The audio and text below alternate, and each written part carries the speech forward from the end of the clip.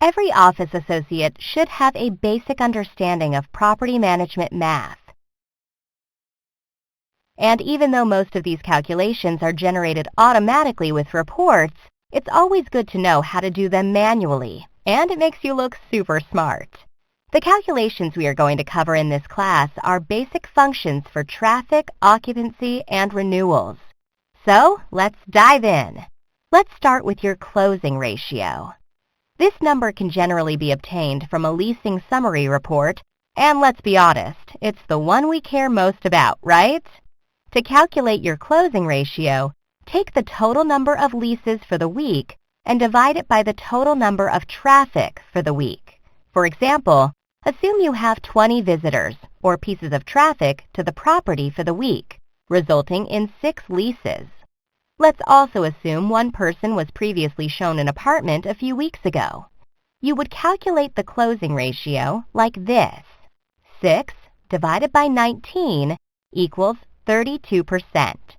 Let's take you back to math class for a minute. If you plugged these numbers into your calculator, you probably got 0.31578947, and that's right.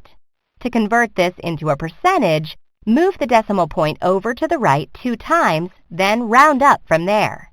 Remember, anything over 50 can be rounded up to the nearest number, and anything less than 50 can be rounded down to the nearest number. Okay, back to what we were doing. So, your closing ratio for the week is 32%. By the way, the typical industry standard is 30 to 35%, so you should definitely strive to hit 40%. Since we're talking about conversion ratios, let's chat about traffic. The next calculation is conversion ratio, which is also usually obtained from a leasing summary type report. To calculate, take the total number of phone calls for the week divided by the total number of traffic that resulted from those phone calls. For example, assume you have 20 phone calls and 5 visit the property. You would calculate the conversion ratio like this. 5 divided by 20 equals 25% conversion ratio. If you're getting tons of phone calls, but none are converting to traffic, then there's a problem that needs to be uncovered. Talk to your team and come up with solutions. I would say the telephone conversion ratio needs to be at least 50%, and anything less than that needs attention. Since we're talking about telephone traffic, do you know how much it costs for your phone to ring? Most communities spend $2,000 to $10,000 per month on various advertising sources. That's a lot of money. You need to know if those advertising dollars are working. Let's take a look at cost of advertising per lease.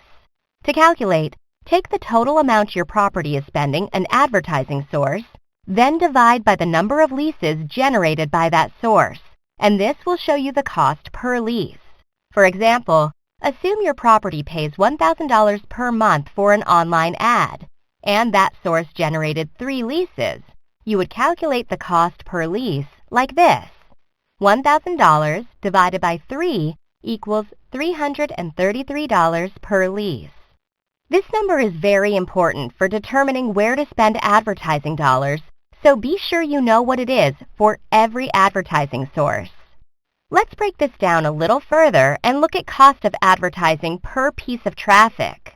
Very similarly, you take the total cost of a source and divide it by the number of traffic generated from that source, which equals the cost per piece of traffic. For example, the same online ad is $1,000 and it generated 20 pieces of traffic. Calculate the cost per piece of traffic like this. $1,000 divided by 20 equals $50 per piece of traffic. What's the conversion ratio for this ad source? Do you remember how to calculate it?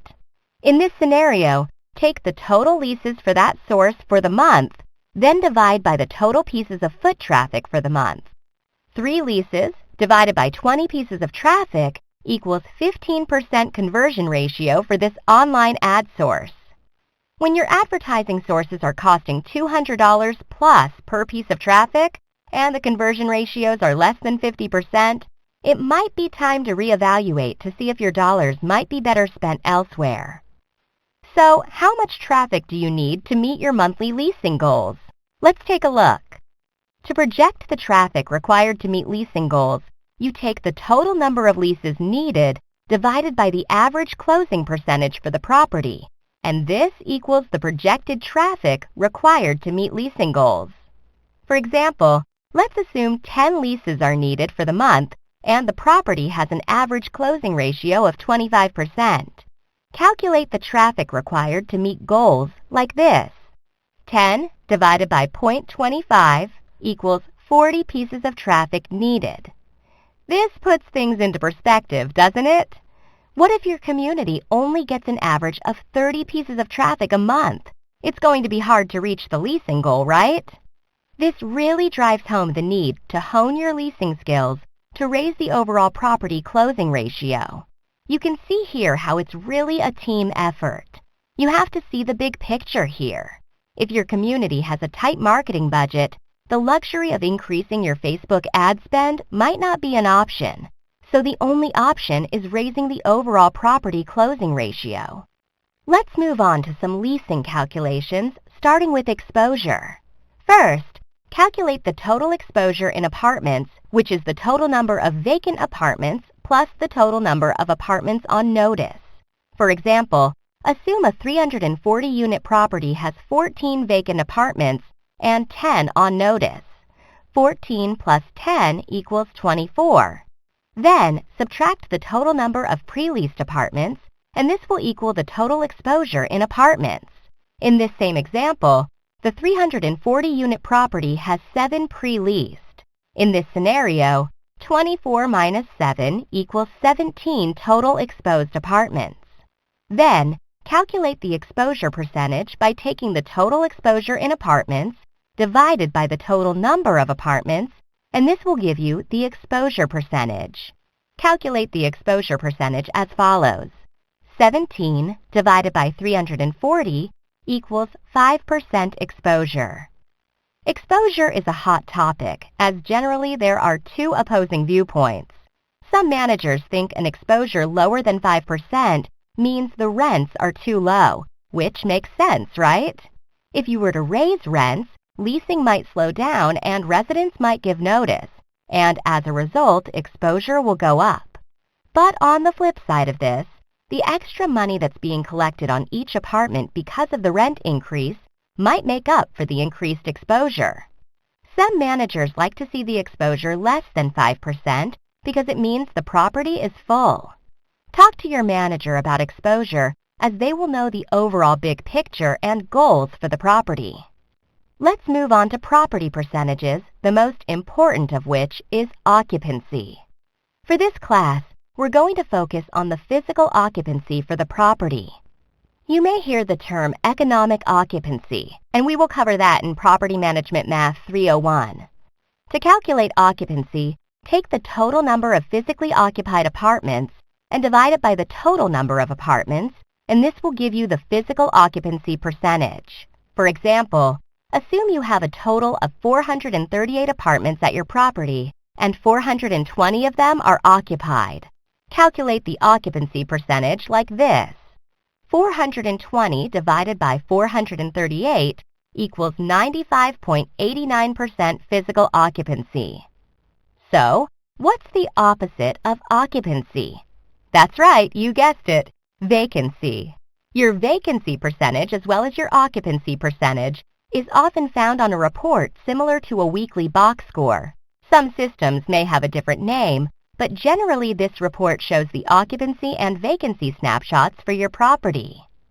To calculate vacancy, take the total number of vacant apartments and divide it by the total number of apartments, and this will give you the vacancy percentage.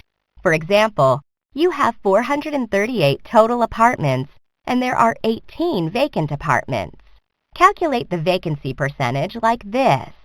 18 divided by 438 equals 4.11% vacancy percentage. Note, the vacancy percentage plus the occupancy percentage must equal 100%.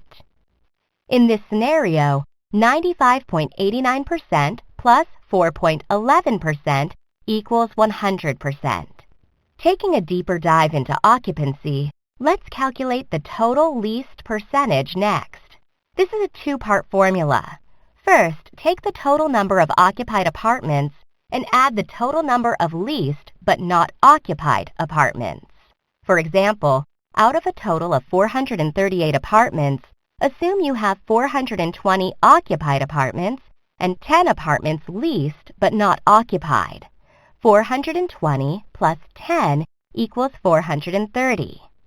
Take this number and divide by the total number of apartments, and this will give you the total leased percentage. To finish, calculate the leased percentage like this. 430 divided by 438 equals 98.17% total leased percentage. Note, the leased percentage will always be higher than the occupancy percentage. The occupancy is a very important number, but it's not always reflective of the bigger picture. You might have a lower occupancy of 85%, for example, but factoring in all of the leases moving in the leased percentage could be very high, like 95%. But that's not it. Remember the exposure percentage we calculated at the beginning? That number factors in all of the notices that have yet to move out. So, even though you might have a high leased percentage, you still need to factor in the exposure to get an overall picture of occupancy. Let's take a deep dive into this. Most communities have 1 or 2 or maybe even 10 to 20 residents who are on month-to-month. For some communities, that may mean any of those residents could move out with a 30-day written notice, or for some communities, they require 60 days notice, even though the term is month-to-month. Having a handle on this number is imperative to planning your overall leasing strategy. It's best to keep your month-to-month percentage less than 5%, but check with your manager to find out what's best for your property. To calculate the month-to-month percentage, take the total number of month-to-month leases and divide by the total number of apartments, and this will give you the month-to-month percentage. For example, assume you have 20 month-to-month leases and a total of 425 apartments. Calculate the percentage of month-to-month leases like this. 20 divided by 425 equals 4.7% month-to-month percentage. Another number that greatly affects the overall picture of occupancy for your community are renewals. Let's take a look at renewal percentages. To calculate the renewal percentage, take the total number of renewed leases in a given month, then divide by the total number of expiring leases for that month to get the renewal percentage for the month. For example, assume you have 20 leases expiring in May, and of those, 7 decide to renew. Calculate the renewal percentage like this. 7 divided by 20 equals 35% renewal percentage for the month of May. Alternatively, what would be the turnover percentage for the month of May? To calculate the turnover percentage, take the total number of notices in a given month, then divide by the total number of expiring leases for that month to get the turnover percentage for the month. Using the same example as before, assume there are 20 leases expiring in May, and we already know 7 are renewing, which leaves 13. If all 13 were moving out, then the calculation would look like this. 13 divided by 20 equals 65% turnover percentage for the month of May. And much like occupancy and vacancy, the renewal percentage for the month plus the turnover percentage for the month should equal 100%.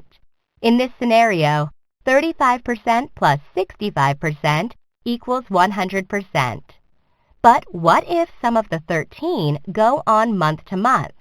How do you calculate that? Well, you need to ask your manager if they want the month-to-month leases to be considered renewals for that month, or are they being separated out into their own category of month-to-month? It depends on how long the month-to-month lease is, too. What if the resident simply wants to extend their lease for 3 months? Is that considered a renewal? These are all questions to ask your manager so you know how to factor them into the percentage. So in this class, we've covered all the basic formulas for everyday property percentages. Be sure to check out the Property Management Math 201 class, where we will get into fun rent calculations.